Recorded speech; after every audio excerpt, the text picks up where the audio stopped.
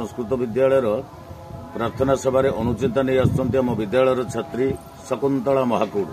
विद्या एक अमूल्य संपद ताहाकु सहजरे हासिल करी हुए नहीं, परिश्रम द्वारा ही विद्या मिलता है। धन्यवाद। विद्या विदधातु सतरे विद्या हूँ कौन ना आम जाना जेकोसी जिनस जाना बा पिलादिनु आम अभ्यास द्वारा विद्या साधन करी अनेक कथा जानी था। अभ्यास साधयते विद्या शून्य शून्य विद्या आमर अर्जन हम ना से कठोर परिश्रम आवश्यकता अच्छी, कठोर अध्यवसायर आवश्यकता अच्छी। तेणु कहुए अभ्यास द्वारा विद्या सिद्धि हुए। आ विद्या एमिति एक जिनिस, विद्या एमिति एक संपत्ति, से संपत्ति कहीं दुनिया रे भाग नहीं पारे ना।